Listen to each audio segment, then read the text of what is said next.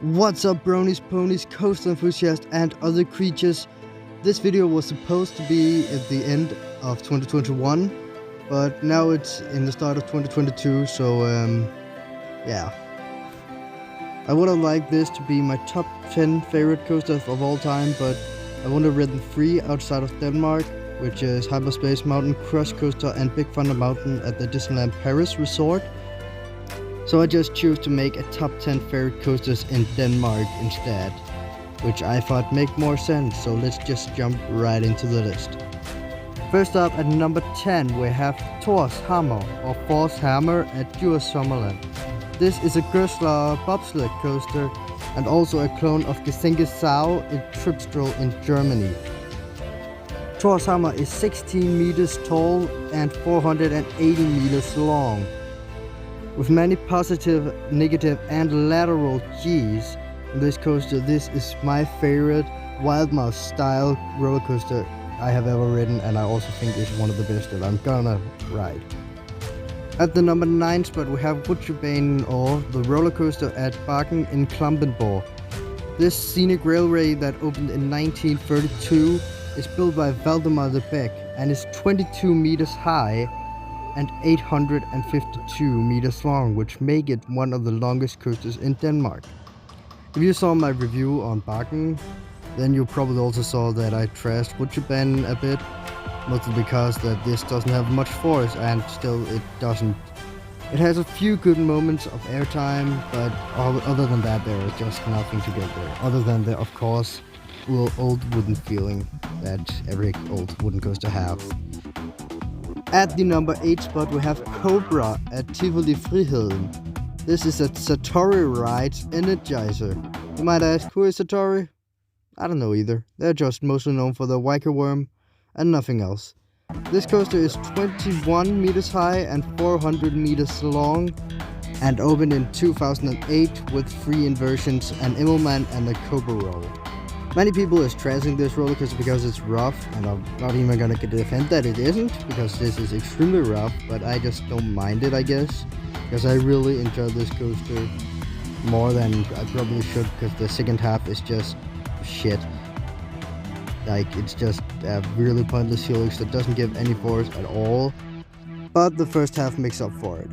This is pretty rough, as I said, but those cushions are so soft that it shouldn't really be noticed, because yeah, you get heck bang, but those are so soft that it doesn't even hurt at all. Like, if you get hurt on this, I really want to know, because those are so soft. I love this. From one invert to another, this is Dragekongen, or Dragon King in English, and this is an intimate family suspended coaster. This coaster is 30 meters high and 825 meters long, and this was built in 2017. This is probably the best invert I have ridden. Many people say it's rough, even though I can't see it. It has little rattle, I know. But as with Cobra, I don't really mind it that much.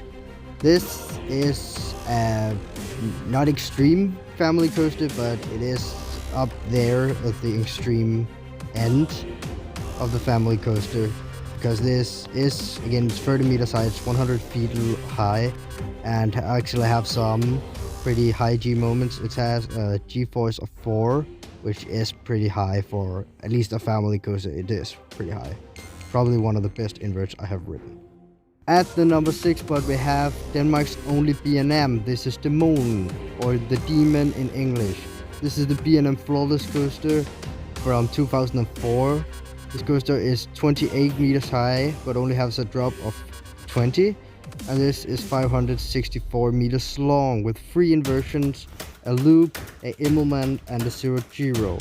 This is an extremely short ride, so don't see much out of it, and it isn't even forceful either, but it's still one of the best rides. I don't know if it's just because it's B&M, then it's just awesome, or what it is, but this is a must ride if you come to Tivoli Gardens, of course. For the number 5 spot, we're going back to Djurs Sommerland for Juvelen, or the Jewel.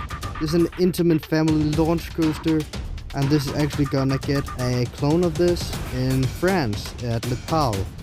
This is precisely 1 kilometer long, or 1,000 meters, and this has a top speed of 85 kilometers an hour.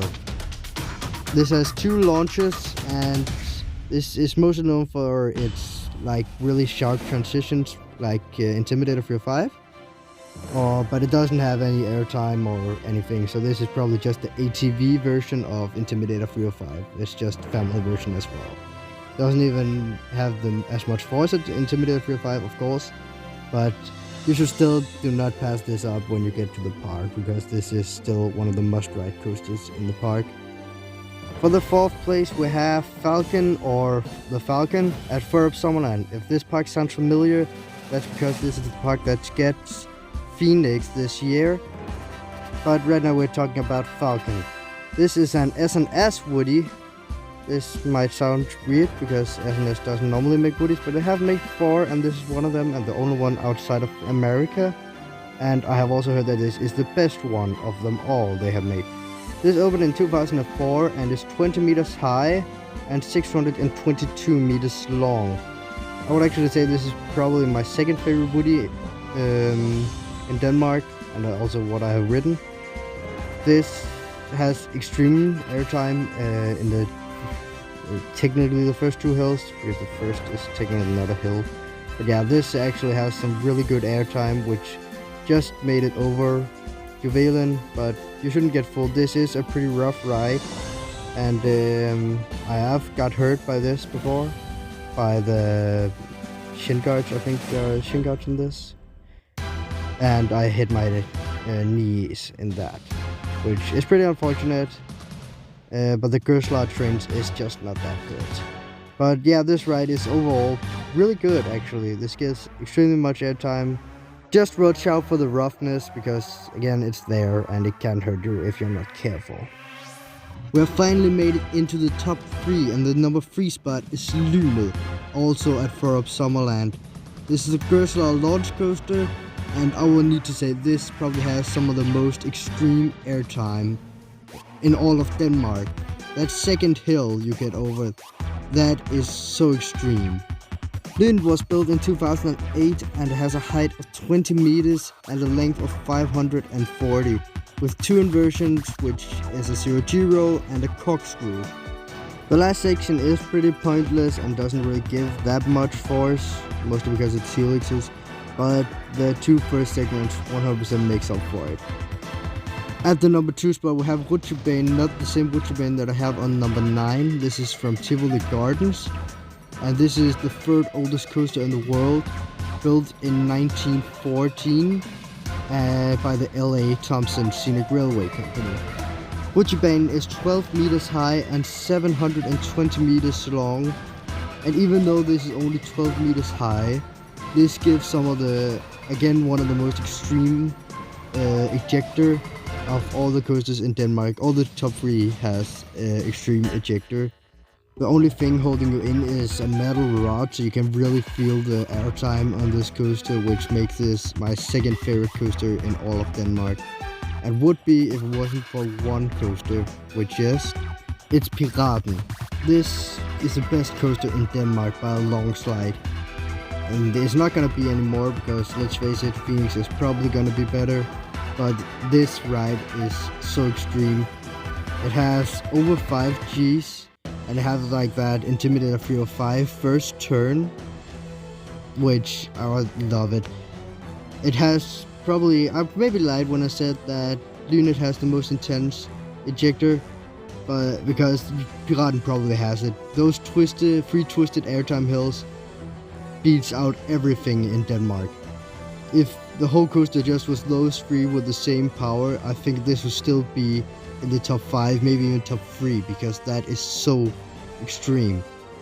Even though this is a pretty short ride, this is only 755 meters long, it still packs a pretty good punch.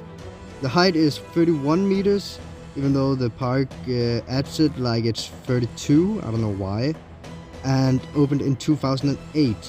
This is the Intamin Megalight, or the Ultra Coaster as it stands on Intamin's website. This is just a mini version of the Mega Coaster, which probably also shows why it's so intense. and has so extreme airtime because the Interman Mega Coaster is some of the best coasters in the world, I have heard. And Piraten 100% shows that. But that was all for this video. Hope you liked it. If you did, then please like if you want. And if you like my content, then you can also subscribe if you want and click that bell to get notified when I upload a new video, both about ponies and coasters. Or else I will just see you in the next video. Brohoof, see ya.